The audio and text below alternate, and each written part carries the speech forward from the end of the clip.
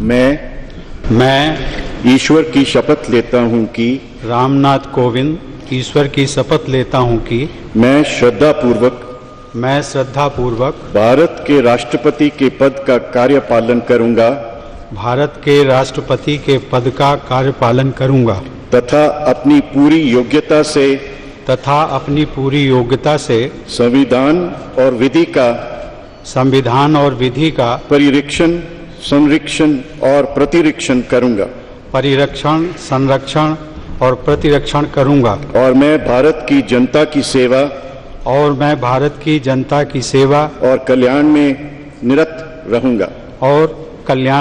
रहूंगा।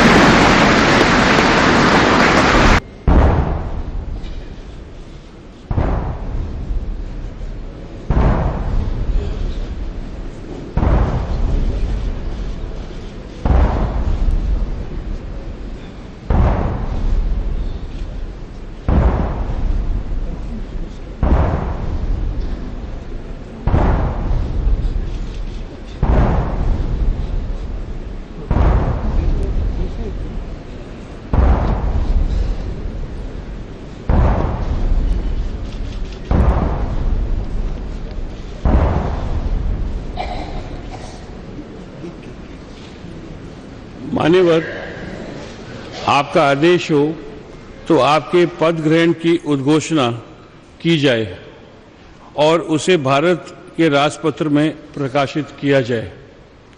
इसकी सूचना प्रमुख सेना केंद्रों तथा विदेश स्थित सभी भारतीय मिशनों, राज्य सरकारों तथा संघ शासित क्षेत्रों के प्रशासकों को भेजी जाए।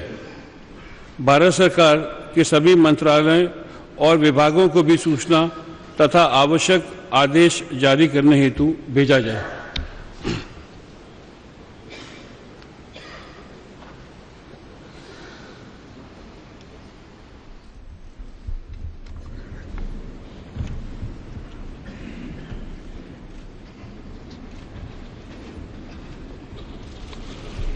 आदरणीय श्री प्रणब मुखर्जी जी, श्री हामिद अंसारी जी, श्री नरेंद्र मोदी जी, श्रीमती सुमित्रा महाजन जी, न्यायमूर्ति श्री JS खेहर जी, एक्सेलेंसीज, संसद के सम्मानित सदस्यगण, देवियों, सज्जनों और मेरे देशवासियों,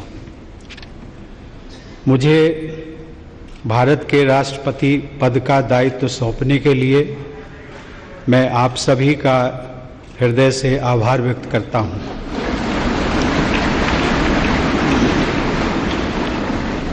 मैं पूरी विनम्रता के साथ इस पद को ग्रहण कर रहा हूं।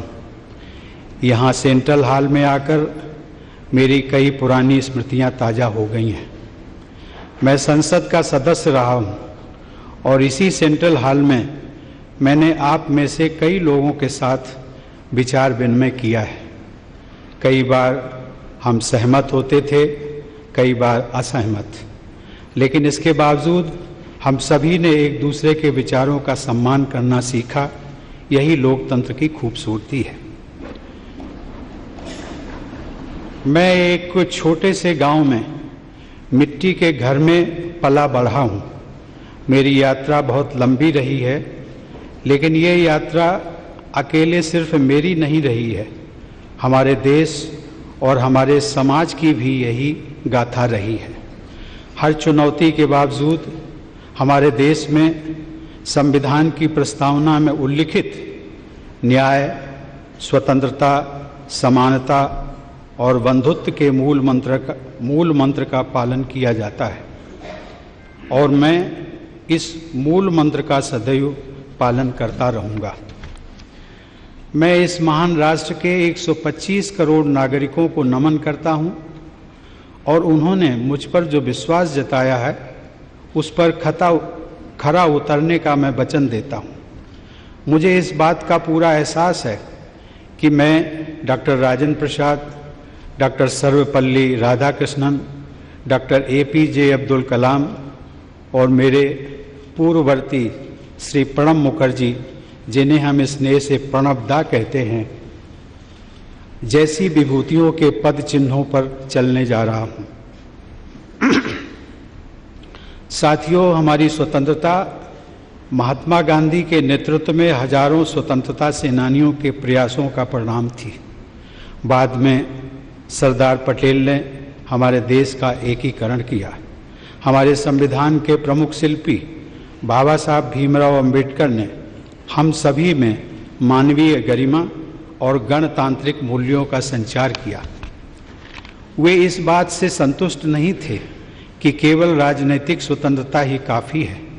उनके लिए हमारे करोड़ों लोगों की आर्थिक और सामाजिक स्वतंत्रता के लक्ष्य को पाना भी बहुत महत्वपूर्ण था। अब स्वतंत्रता मिले 70 वर्ष पूरे होने जा रहे हैं। हम 21वीं सदी के दूसरे दशक में हैं, वो सदी जिसके बारे में हम सभी को भरोसा है कि ये भारत की सदी होगी। भारत की उपलब्धियां ही इस सदी की दिशा और स्वरूप तय करेंगी। हमें एक ऐसे भारत का निर्माण करना है जो आर्थिक नेतृत्व देने के साथ ही नैतिक आदर्श भी प्रस्तुत करे। हमारे लिए ये दोनों मापदंड कभी अलग नहीं हो सकते, ये दोनों जुड़े हुए हैं और इन्हें हमेशा जुड़े ही रहना होगा। साथियों, देश की सफलता का मंत्र उसकी विविधता है। विविधता ही हमारा वो आधार है जो हमें अद्वितीय बनाता है। इस देश में हमें राज्यों और क्षेत्रों, पंथों, भाषाओं, संस्कृतियों, जीवन शैलियों जैसी कई बातों का सम्मिश्रण देखने को मिलता है। हम बहुत अलग हैं लेकिन फिर भी एक हैं और एकजुट हैं। 21वीं सदी का भारत ऐसा भारत होगा जो हमारे पुरातन मूल्यों के अनुरूप होने के साथ चौथी औद्योगिक क्रांति को भी विस्तार देगा। इसमें न कोई विरोधाभास है और न ही किसी तरह के विकल्प का प्रश्न उठता है। हमें अपनी परंपरा और प्रौद्योगिकी, प्राचीन भारत के ज्ञान और समकालीन भारत के विज्ञान को साथ लेकर चलना है। एक तरफ जहां ग्राम पंचायत स्तर पर सामुदायिक भावना से विचार विमर्श करके समस्याओं का निस्तारण होगा, वहीं दूसरी तरफ डिजिटल राष्ट्र हमें विकास की नई ऊंचाइयों पर पहुंचने में सहायता करेगा। ये हमारे राष्ट्रीय प्रयासों के दो महत्वपूर्ण स्तंभ हैं। राष्ट्र निर्माण अकेले सरकारों द्वारा नहीं किया जाता। सरकार सहायक हो सकती है, वो समाज की उद्यमी और रचनात्मक प्रवृत्तियों को दिशा दिखा सकती है, प्रेरक बन सकती है। राष्ट्र निर्माण का आधार है राष्ट्रीय गौरव। हमें गर्व है भारत की मिट्टी और पानी पर। हमें गर्व है भारत की विविधता, सर्वधर्म समभाव और समावेशी विचारधारा पर। हमें गर्व है भारत की संस्कृति, परंपरा एवं अध्यात्म पर। हमें गर्व है देश के प्रत्येक नागरिक पर। हमें गर्व है अपने कर्तव्यों के निर्वहन पर और हमें गर्व है हर छोटे से छोटे काम पर जो हम प्रतिदिन करते हैं। साथियों, देश का हर नागरिक राष्ट्र निर्माता है। हम में से प्रत्येक व्यक्ति भारतीय परंपराओं और मूल्यों का संरक्षक है और यही विरासत हम आने वाली पीढ़ियों को देकर जाएंगे। देश की सीमाओं की रक्षा करने वाले और हमें सुरक्षित रखने वाले सशस्त्र बल राष्ट्र निर्माता हैं। जो पुलिस और अर्धसैनिक बल आतंकवाद और अपराधों से लड़ रहे हैं वो राष्ट्र निर्माता हैं। जो किसान तपती धूप में देश के लोगों के लिए अन्न उपजा रहा है, वो राष्ट्र निर्माता है। और हमें ये भी नहीं भूलना चाहिए कि खेत में कितनी बड़ी संख्या में महिलाएं भी काम करती हैं। जो वैज्ञानिक 24 घंटे अथक परिश्रम कर रहा है, भारतीय अंतरिक्ष मिशन को मंगल तक ले जा रहा है या किसी वैक्सीन का आविष्कार कर रहा है, वो राष्ट्र निर्माता है। जो नर्स या डॉक्टर सुदूर किसी गांव में किसी मरीज की गंभीर बीमारी से लड़ने में उसकी मदद कर रहे हैं, वो राष्ट्र निर्माता है। जिस नौजवान ने अपना स्टार्टअप शुरू किया है और अब स्वयं रोजगार दाता बन गया है, वो राष्ट्र निर्माता है। ये स्टार्टअप कुछ भी हो सकता है, किसी छोटे से खेत में आम से अचार बनाने का काम हो, कारीगरों के किसी गांव में कारपेट बुनने का काम हो, या फिर कोई लेबोरेटरी जिसे बड़ी स्क्रीनों से रोशन किया गया हो। वो आदिवासी और सामान्य नागरिक जो जलवायु परिवर्तन की चुनौतियों से निपटने में हमारे पर्यावरण, हमारे वनों, हमारे वन्य जीवन की रक्षा कर रहे हैं। और वे लोग जो नवीकरणीय ऊर्जा के महत्व को बढ़ावा दे रहे हैं, वे राष्ट्र निर्माता हैं। वो प्रतिबद्ध लोक सेवक जो पूरी निष्ठा के साथ अपना कर्तव्य निभा रहे हैं, कहीं पानी से भरी सड़क पर ट्रैफिक को नियंत्रित कर रहे हैं, कहीं किसी कमरे में बैठकर फाइलों पर काम कर रहे हैं, वे राष्ट्र निर्माता हैं। वे शिक्षक जो निस्वार्थ भाव से युवाओं को दिशा दे रहे हैं, उनका भविष्य तय कर रहे हैं, वो राष्ट्र निर्माता है। वे अनगिनत महिलाएं जो घर पर और बाहर तमाम दायित्व निभाने के साथ ही अपने परिवार की देख रेख कर रही हैं, अपने बच्चों को देश का आदर्श नागरिक बना रही हैं, वे राष्ट्र निर्माता हैं। साथियों, देश के नागरिक ग्राम पंचायत से लेकर संसद तक अपने प्रतिनिधि चुनते हैं। उन प्रतिनिधियों में अपनी आस्था और उम्मीद जताते हैं। नागरिकों की उम्मीदों को पूरा करने के लिए यही जनप्रतिनिधि अपना जीवन राष्ट्र की सेवा में लगाते हैं। लेकिन हमारे ये प्रयास सिर्फ हमारे लिए ही नहीं है। सदियों से भारत ने वसुधैव कुटुंबकम यानी पूरा विश्व एक परिवार है के दर्शन पर भरोसा किया है। ये उचित होगा कि अब भगवान बुद्ध की ये धरती शांति की स्थापना और पर्यावरण का संतुलन बनाने में विश्व का नेतृत्व करे। आज पूरे विश्व में भारत के दृष्टिकोण का महत्व है। पूरा विश्व भारतीय संस्कृति और भारतीय परंपराओं की तरफ आकर्षित है।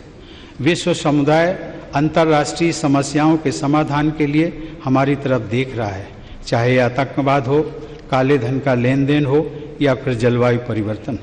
वैश्विक परिदृश्य में हमारी जिम्मेदारियां भी वैश्विक हो गई हैं। यही भाव हमें हमारे वैश्विक परिवार से, विदेश में रहने वाले मित्रों और सहयोगियों से, दुनिया के अलग अलग क्षेत्रों में रहकर अपना योगदान दे रहे प्रवासी भारतीयों से जोड़ता है। यही भाव हमें दूसरे देशों की सहायता के लिए तत्पर करता है, चाहे वे अंतर्राष्ट्रीय सोलर अलायंस का विस्तार करना हो या फिर प्राकृतिक आपदाओं के समय सबसे पहले सहयोग के लिए आगे आना हो। एक राष्ट्र के तौर पर हमने बहुत कुछ हासिल किया है, लेकिन इससे भी और अधिक ज़्यादा करने का प्रयास और बेहतर करने का प्रयास और तेज़ी से करने का प्रयास निरंतर होते रहना चाहिए। ये इसलिए भी महत्वपूर्ण है क्योंकि वर्ष 2022 में देश अपनी स्वतंत्रता के 75वें साल का पर्व मना रहा होगा। हमें इस बात का लगातार ध्यान रखना होगा कि हमारे प्रयास से समाज की आखिरी पंक्ति में खड़े उस व्यक्ति के लिए और गरीब परिवार की उस आखिरी बेटी के लिए भी नई संभावनाएं और नए अवसरों के द्वार खुलें। हमारे प्रयत्न आखिरी गांव के आखिरी घर तक पहुंचने चाहिए। इसमें न्याय प्रणाली के हर स्तर पर तेजी के साथ कम खर्च पर न्याय दिलाने वाली व्यवस्था को भी शामिल किया जाना चाहिए। साथियों, इस देश के नागरिक ही हमारी ऊर्जा का मूल स्रोत हैं। मैं पूरी तरह आश्वस्त हूँ कि राष्ट्र की सेवा के लिए मुझे इन लोगों से इसी प्रकार निरंतर शक्ति मिलती रहेगी। हमें तेजी से विकसित होने वाली एक मजबूत अर्थव्यवस्था, एक शिक्षित, नैतिक और साझा समुदाय, समान मूल्यों वाले और समान अवसर देने वाले समाज का निर्माण करना होगा। एक ऐसा समाज जिसकी कल्पना महात्मा गांधी और दीनदयाल उपाध्याय जी ने की थी। ये हमारे मानवीय मूल्यों के लिए भी महत्वपूर्ण है। ये हमारे सपनों का भारत होगा, एक ऐसा भारत जो सभी को समान अवसर सुनिश्चित करेगा। ऐसा ही भारत 21वीं सदी का भारत होगा। आप सबको बहुत बहुत धन्यवाद। जय हिंद, वंदे मातरम।